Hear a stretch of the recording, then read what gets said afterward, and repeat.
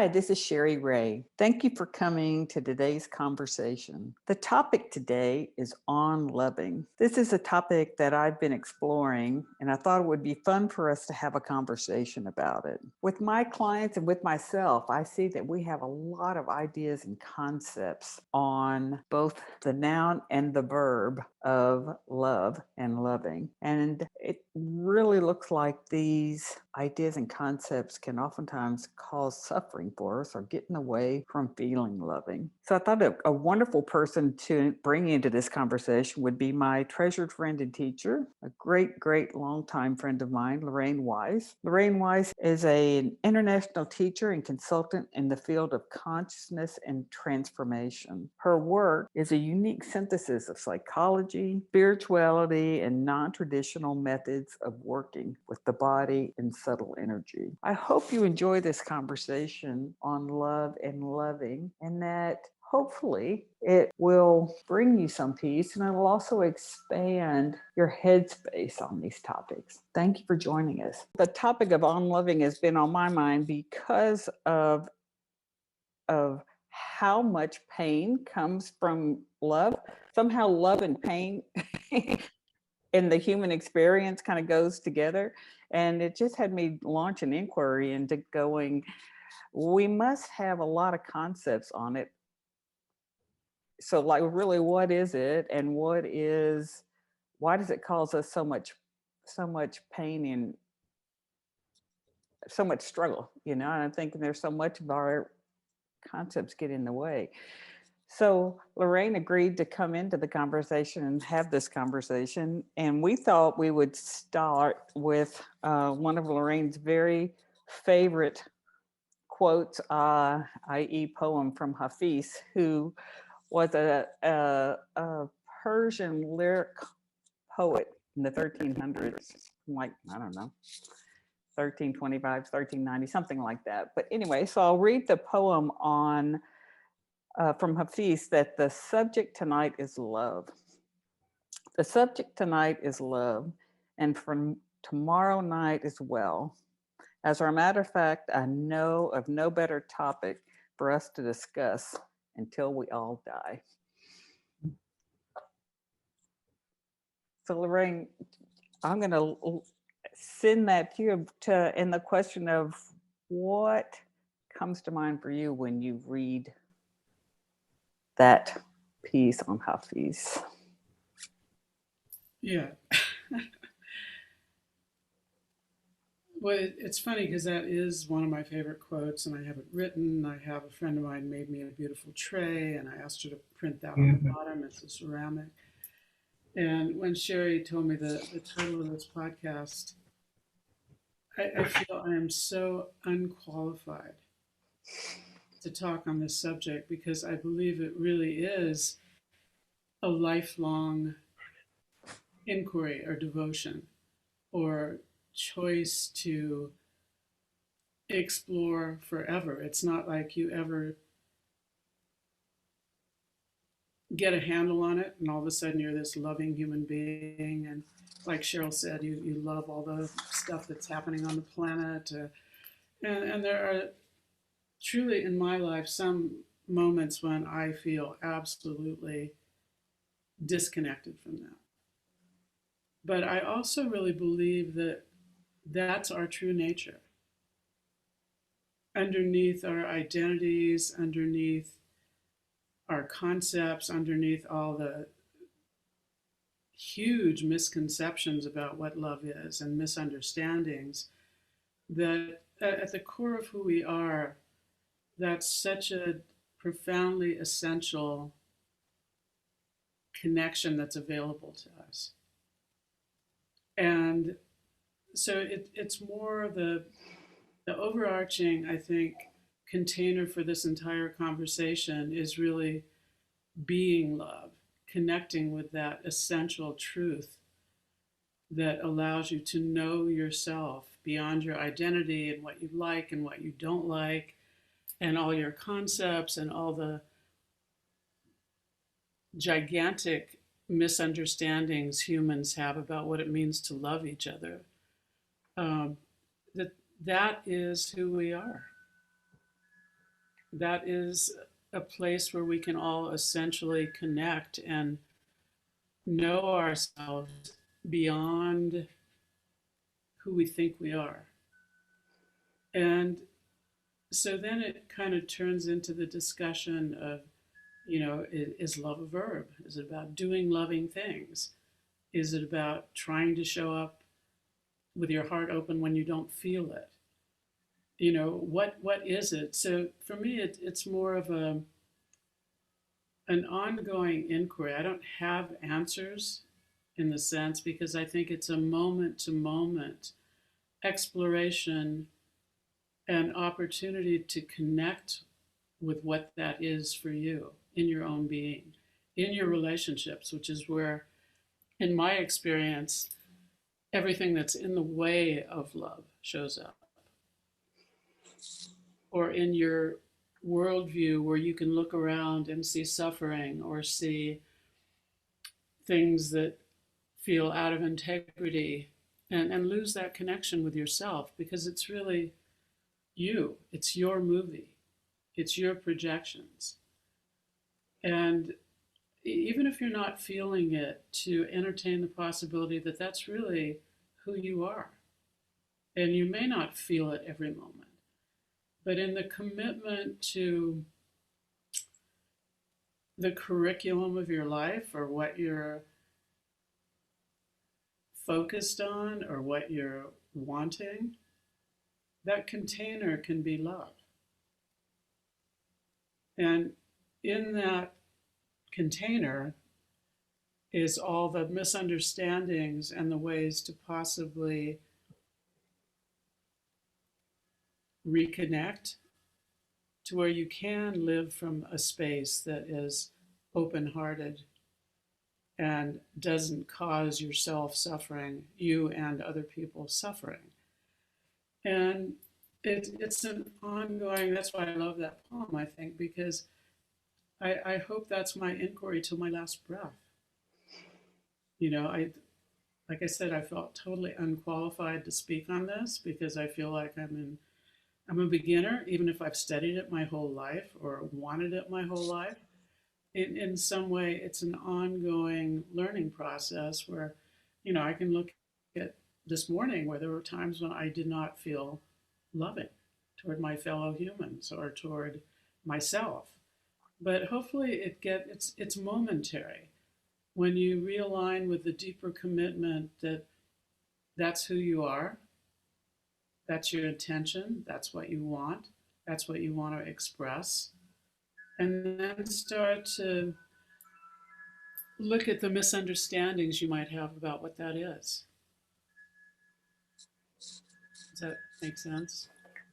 I think it makes a lot of sense. And uh, what has been so helpful is waking up to how much, I'll say, below the surface beliefs around love, about how what's required of me, what I silently have expectations of others about, the definitions I've I'll say like stickily attached to uh,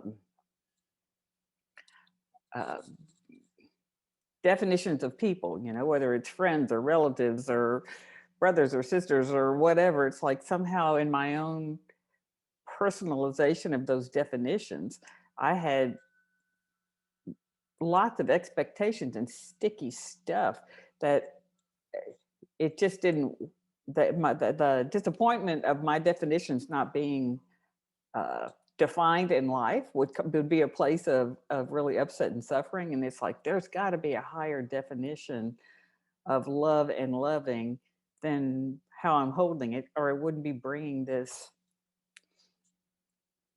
so much turmoil into my life or a person's life.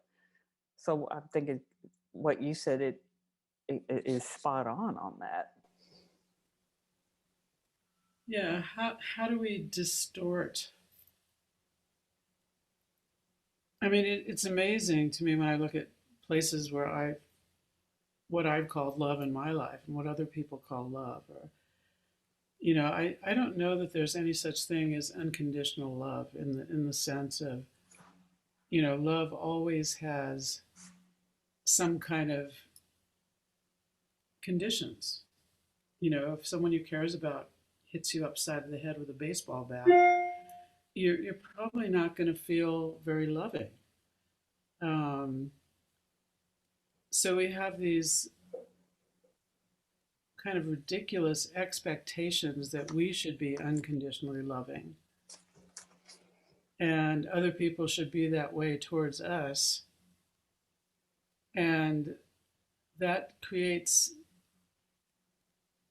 major suffering because I think when you talk about human love, I mean, there's a lot of different aspects of love. What we started out with talking more about a universal place to live from.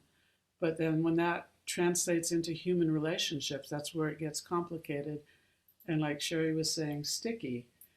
And I think acceptance in relationships is such a huge part of what human relationships need to be based on. Like a profound respect and acceptance of who that other person is. And to really, this is a huge truth for me that people can only love at their level of consciousness. That's the best they can do. Otherwise, you're trying to get blood from a rock. And if you can't see that most of the world doesn't live in the spaces that we're talking about, you're going to suffer.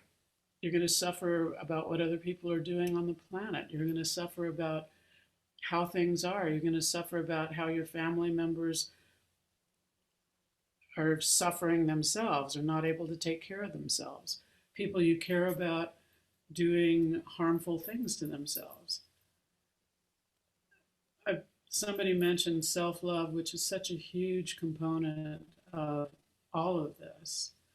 And obviously, everyone in this group is looking at that, working at that, trying to understand that. But most people don't have the consciousness to even know what that means, so they can't treat other people from a loving place because they don't have it for themselves.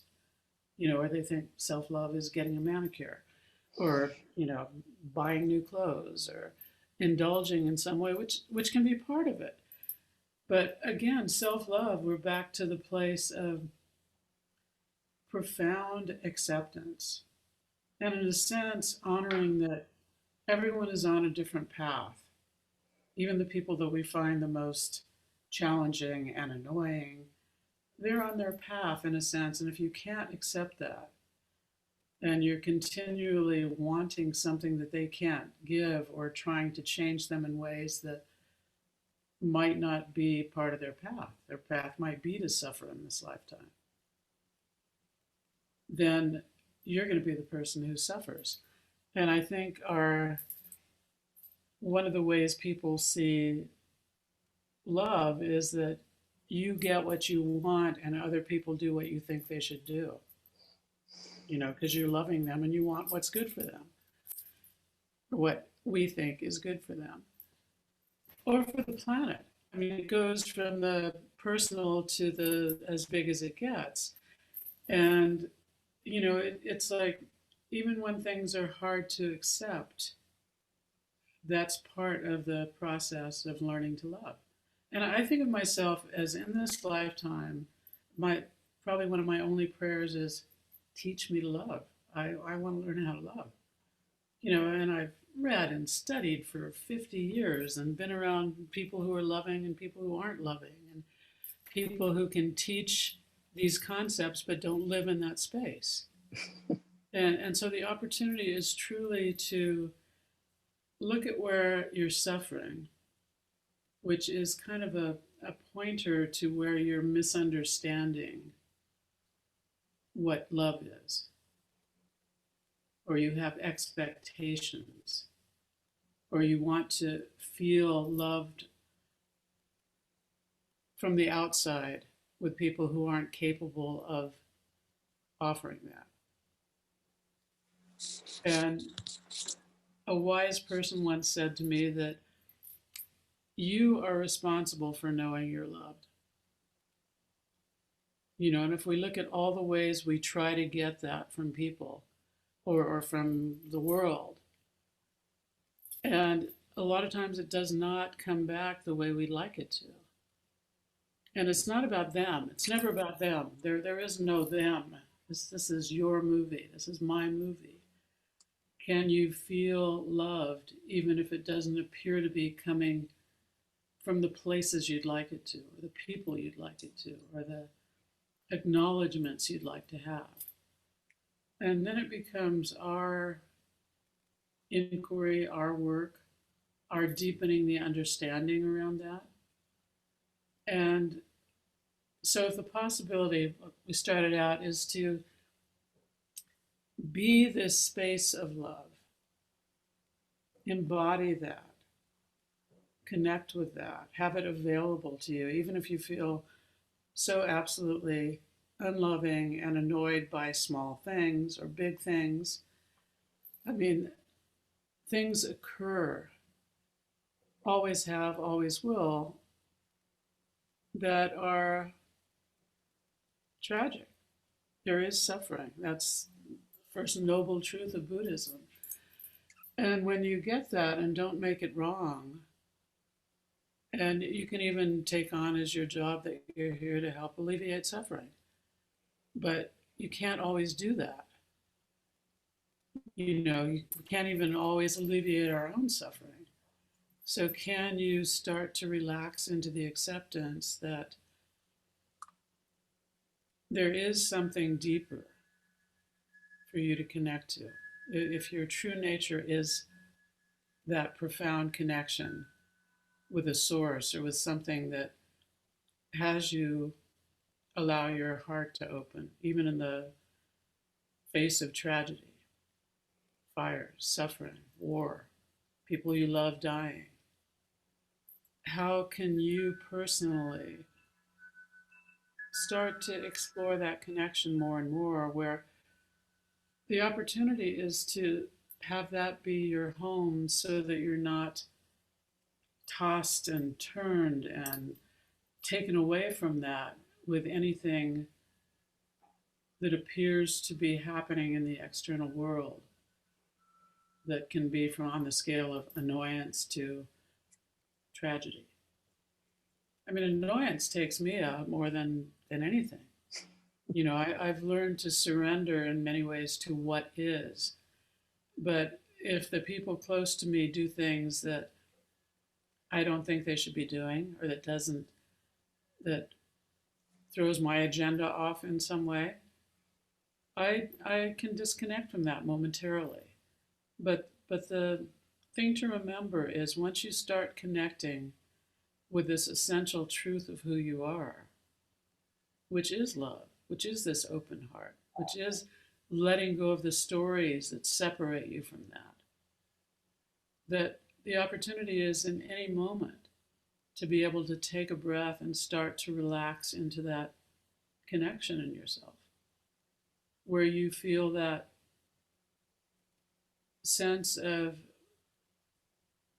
not only the connection with yourself in that place of love and acceptance and care and tenderness, but you can start to feel it more with all beings, even if they have very different political agendas or personal agendas, or it doesn't feel like they care about you.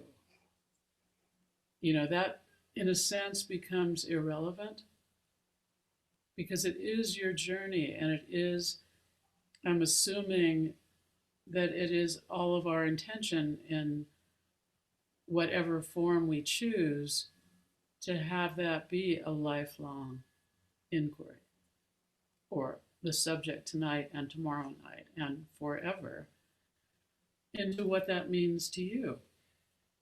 And I mean, I think for me, when I really started wanting that or having that be what my life was consecrated to in some way, what came up was all the ways and everything that is in the way of that for me. Whether it's judgments or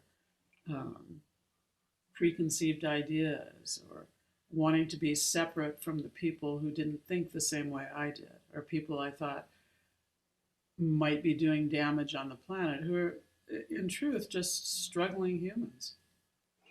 We can create all kinds of stories around it, but if your stories create more separation and don't bring you into at least that intention of connection and love and being that yourself, it's not even, there's love as a verb where you have to be doing loving things or saying loving things or helping people, and to me that's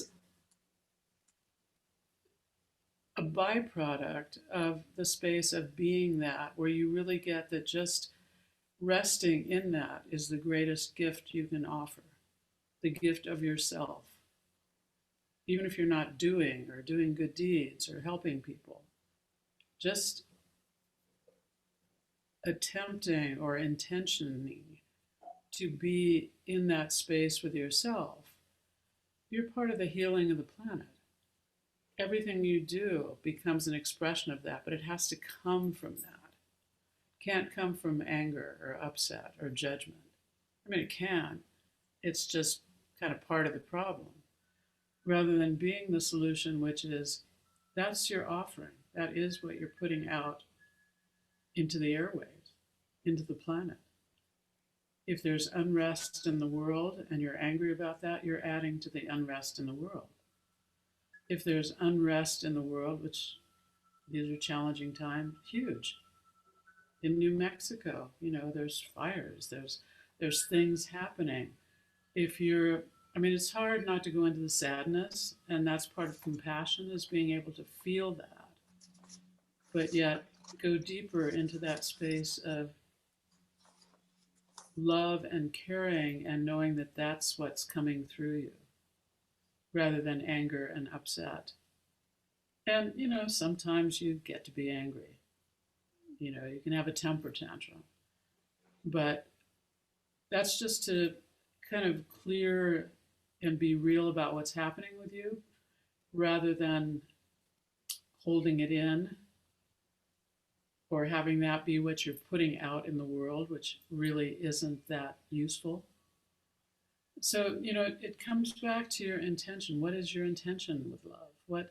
Or prior to love, there has to be profound acceptance of what is. What we'd like to be is kind of irrelevant. What you're trying to have happen, kind of irrelevant. Doesn't mean you don't do everything you can possibly do, try everything. But, you're either going to argue with reality, argue with life, and suffer along with the people who are suffering, or you're going to accept, in this moment, this is how it is. What are you bringing to that? Are you bringing more suffering, anger? Or can you relax through all your stories and judgments into a place where you're part of the healing? You are being love, which means you're also much more able to feel. It's like that Bob Marley song, you're being, and then you can feel that in every moment you are surrounded by love. You are loved. But it doesn't show up unless you're willing to explore that as a truth.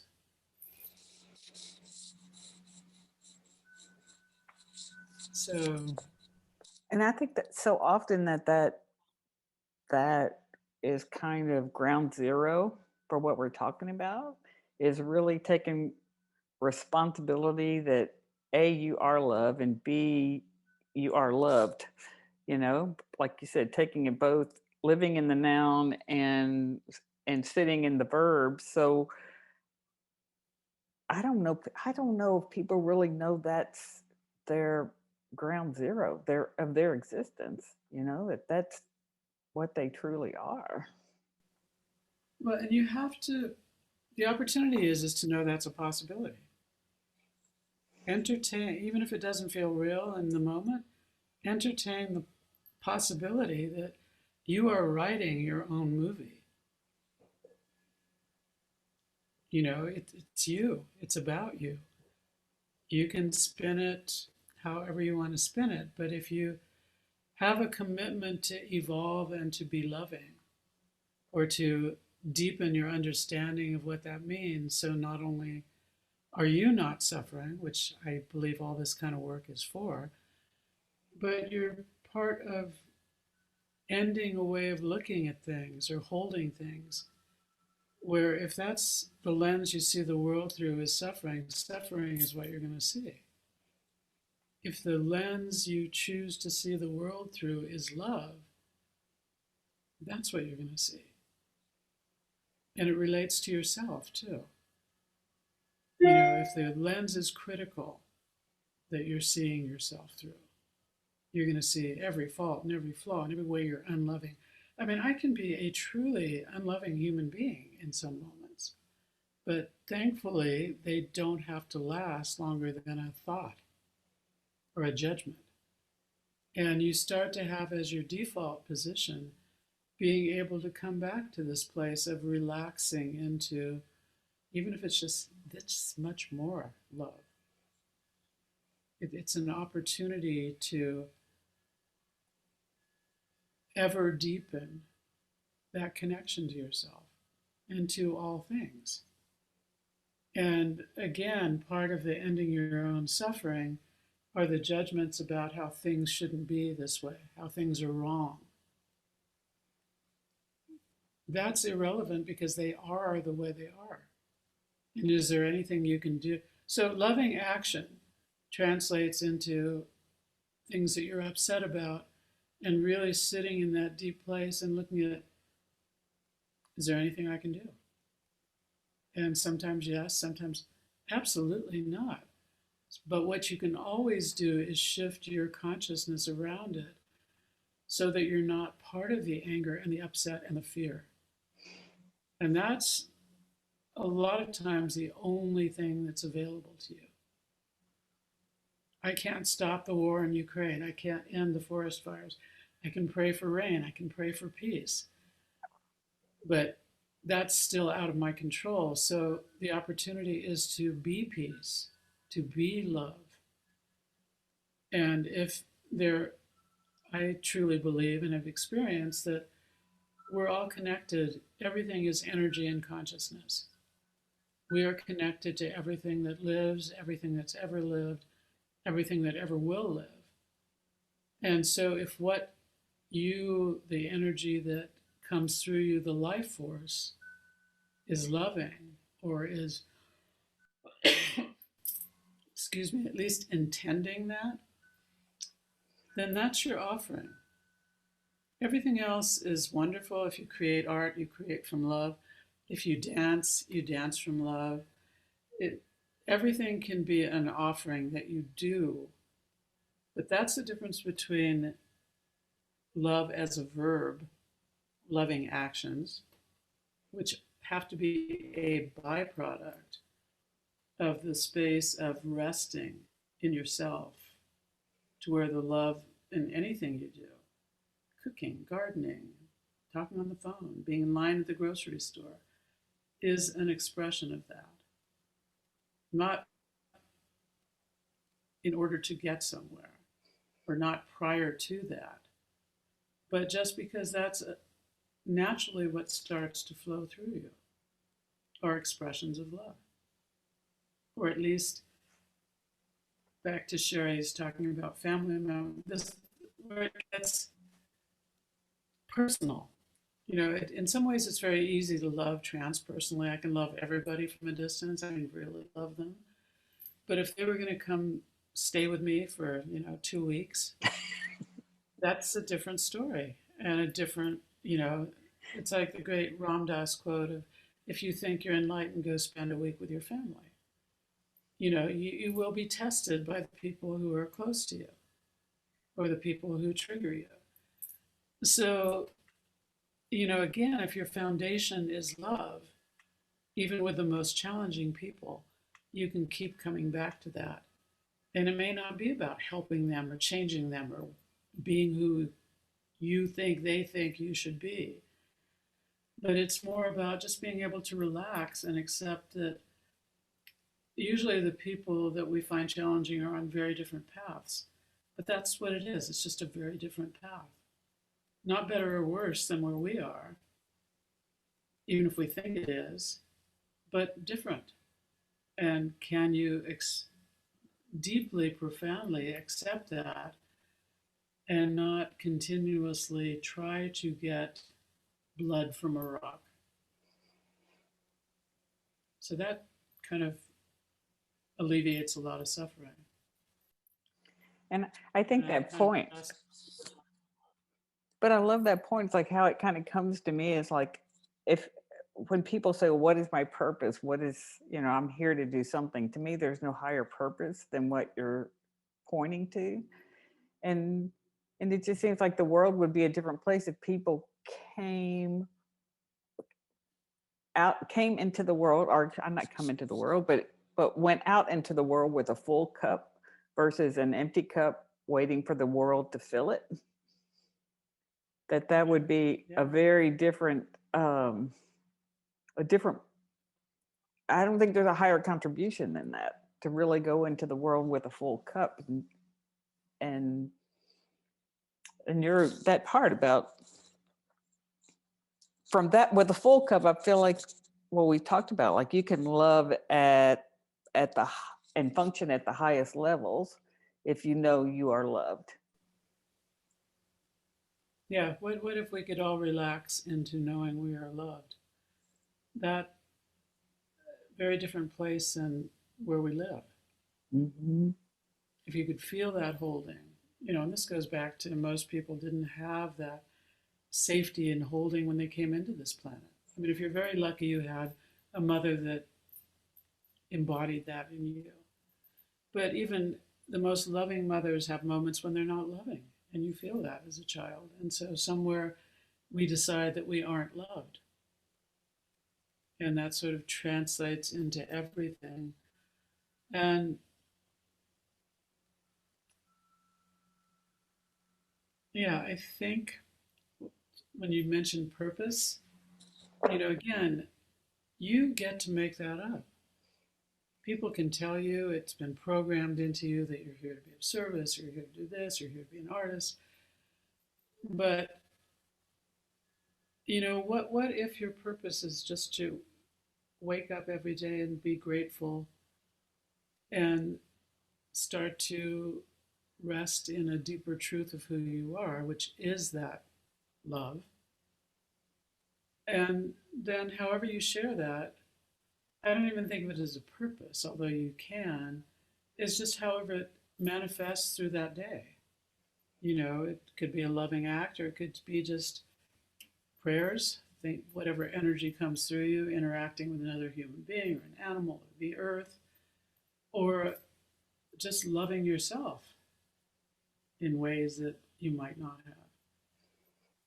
So again, your purpose in life, you are the one who gets to make meaning.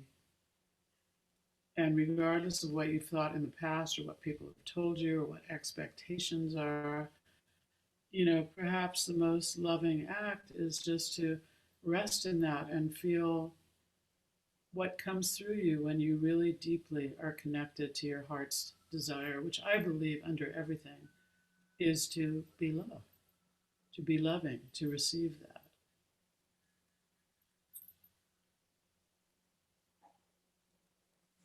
So, I, I, I, I, I couldn't agree more. And you had talked about having a little bit of a segue between conversation to Q&A, you know, and yes. I think people don't trust that it's as close as it is, that feeling in your body. For one thing, it has to be in your body. It has to be where you're relaxed enough to be able to feel yourself out of your head and your thoughts. So let's just do a very short little connection. So, I mean, and you can do this with your eyes open or eyes closed because it's a 24-hour or every waking moment practice. But let's just, I invite you to close your eyes for just a moment and just take a breath and just let it go like a sigh.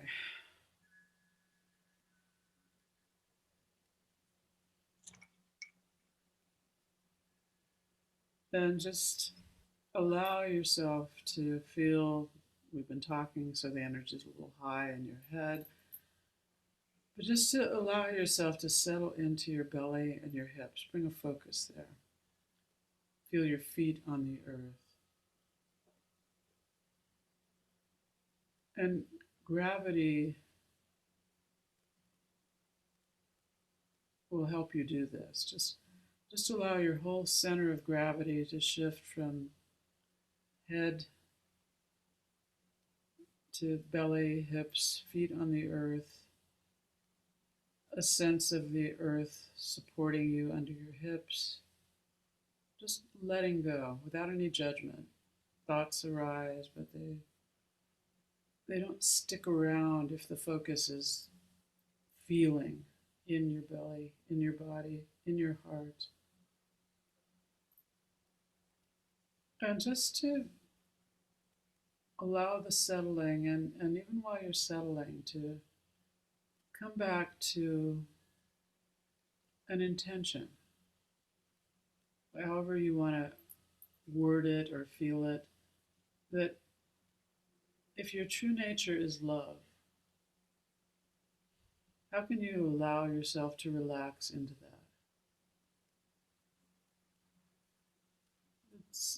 I say, and you can believe it or not, that that's why you're here.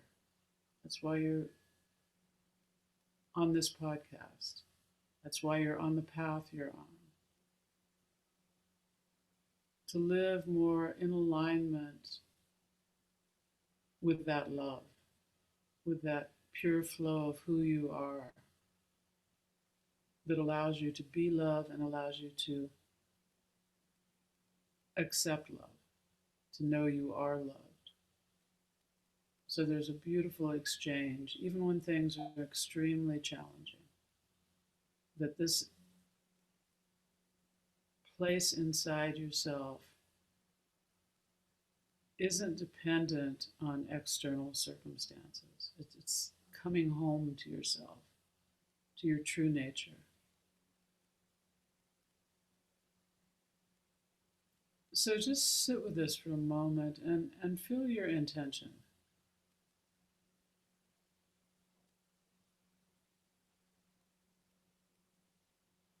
And it might be to connect with that more deeply, to allow yourself to be more open to receiving, to be able to feel even the challenging relationships as an opportunity to love and be loved. Because when you change, the external world dances with that. And I've had relationships that felt very unloving, but when I shifted, somehow the energy shifts. And both people can feel that. More openness, more flow. So it's the flow of you and your life force or source.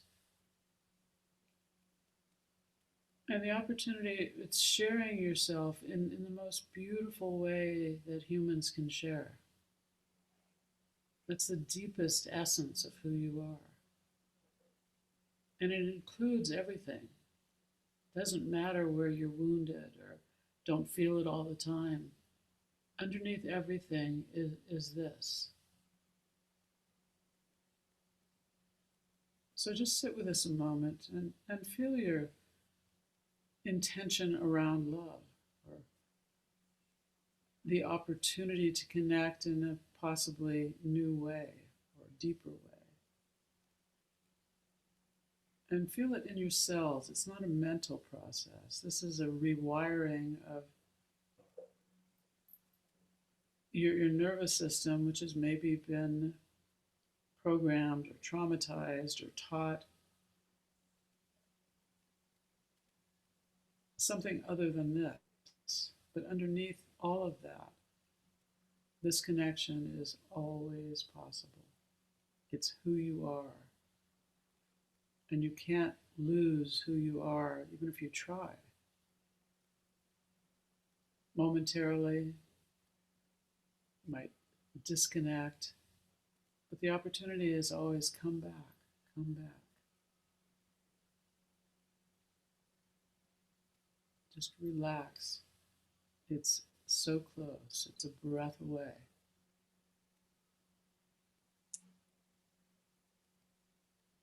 So beautiful. Whenever you're ready, just gently open your eyes.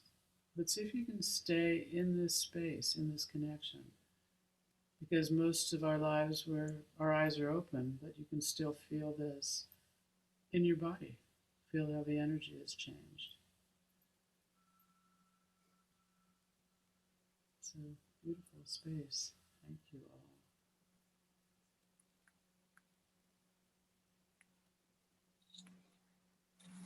Thank you, Lorraine. Anybody have a question?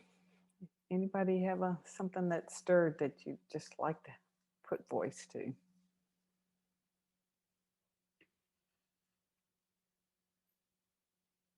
Bobby. I've been wanting words to define what I want for myself to be more aware of who I am.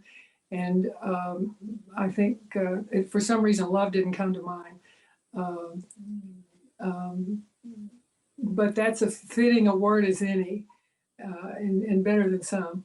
So I really appreciate this conversation. It gives me, I've heard this phrase so many times, something to point to. It,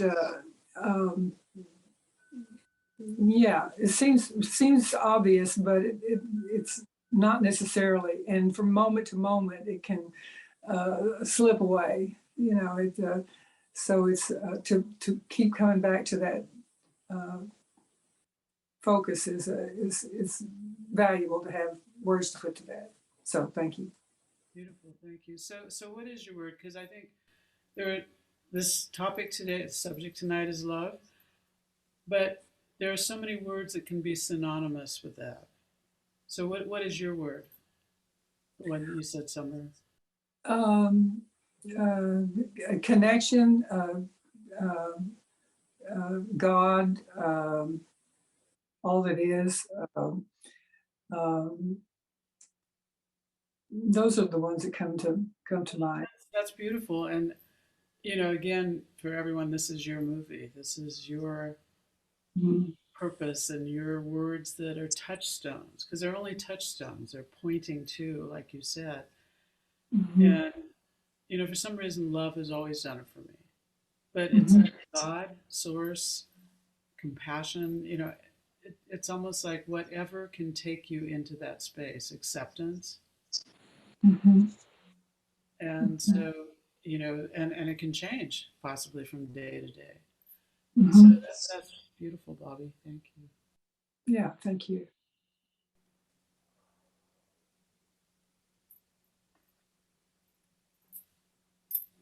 Janet.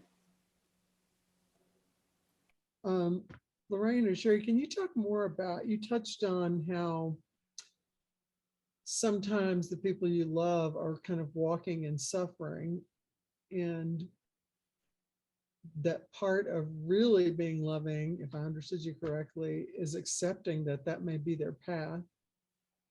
And that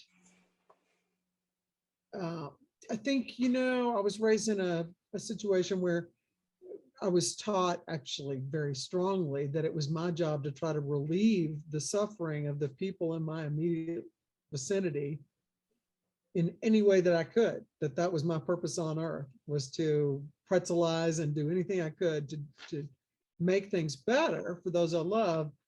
And it almost sounds like what you're saying is that, you know, deep acceptance of this is to be able to abide with them in a loving way as they suffer, if that's their path. But could you guys talk a little bit more about that in a very, how that might look in a very immediate way when you are dealing with somebody who's suffering, whether because of health reasons or emotional reasons or whatever? Thanks. So, did you suffer when you couldn't help them?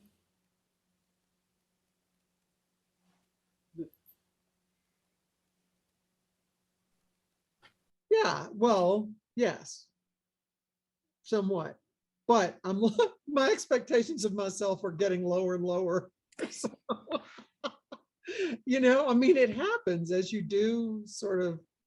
I've been so alienated from the whole idea of love until, working with Cherie and hearing these other webinars. I used to get in. That's the only thing that kind of made me feel uncomfortable when Cherie would talk about love.